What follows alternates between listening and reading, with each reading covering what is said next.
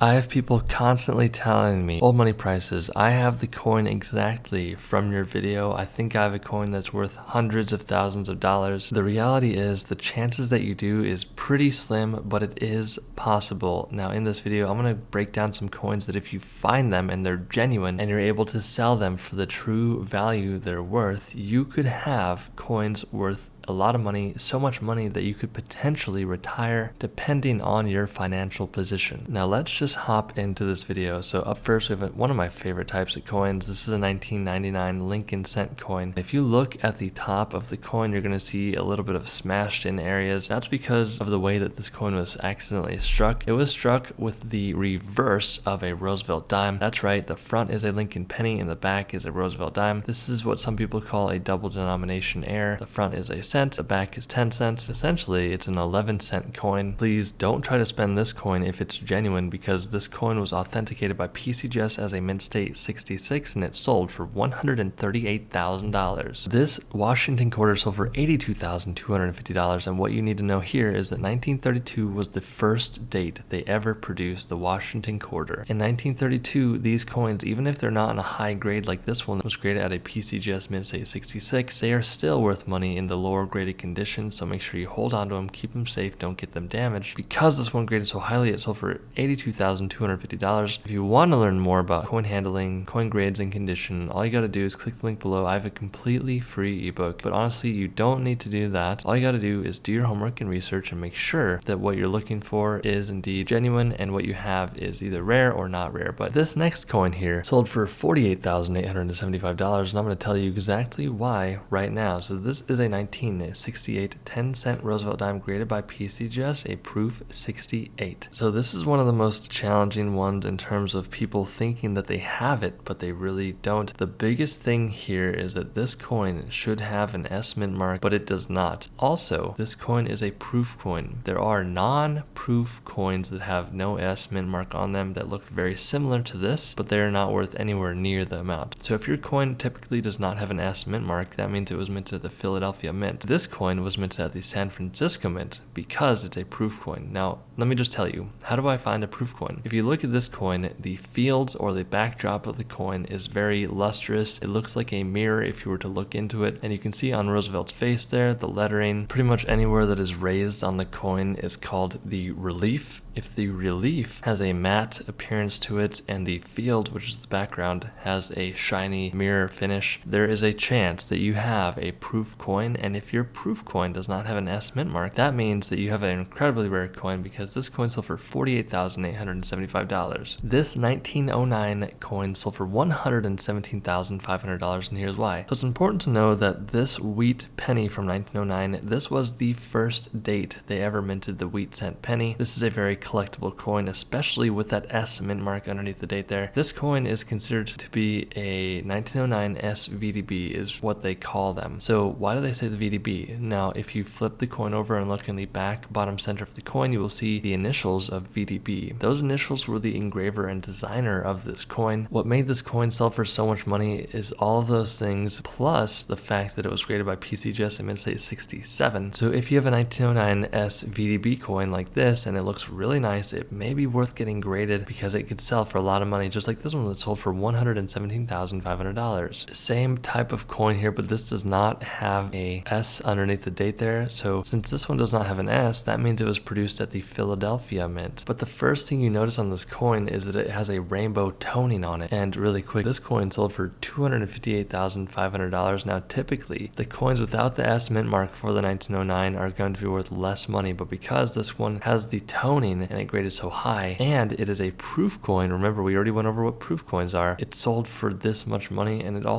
graded at the 67 plus grade. Now the plus grade is something that these grading companies will give to coins if the coin is really nice for the grade. Lastly, this coin has a CAC sticker on the label. Now the CAC sticker is only really worth going after if your coin is really valuable. Let's say that you have a coin that's worth $50,000, which is a crazy amount of money. If you were to send your coin off to CAC CAC, which is another third-party company, they will determine, they'll say, hey, do we want to put this CAC sticker on here or not? They look at coins all day. They know that this coin was graded really nicely. I agree with the grade. I'm going to put this CAC sticker on there. And that CAC sticker alone can increase the value thousands or sometimes tens of thousands of dollars. So it's incredibly important that if you have a coin that's worth a lot of money, that you also try to get the CAC sticker. Now, the CAC sticker doesn't always come on there. So you send them your coin, you give them some money, and they will determine if your coin is worthy of the CAC sticker. And if it is, that's going to be a huge payoff for you. It's totally worth it, only on the high-end coins. This is a 1943 S 1 cent coin struck on a bronze planchet graded by PCGS Mint State 63 with the CAC sticker as well. Now remember, the Mint State grade, which means it never went into circulation, is from MS or Mint State 60 all the way to 70. The reason why this coin sold for $504,000 is because it was accidentally struck on that bronze planchet. So every 1943 penny that you see should be looking like a steel penny. And the reason for this is because during the war efforts, they needed bronze for ammunition, so they transitioned into a different type of planchet. But there were a few coins that accidentally got struck on the bronze planchet for this date, and they do exist out there. They're just incredibly rare. Make sure that if you find one of these coins that you don't have a fake coin, and also make sure that the coin is authentic and real. The last thing you want to do is spend money on a coin that is fake, thinking that you found something really, really rare and it's going to be worth a lot of money. So please do your homework, do your research, because this coin sold for $504,000. Hit that subscribe button. It really does help out. The Track with them. Stay tuned for more, and I'll see you in the next video.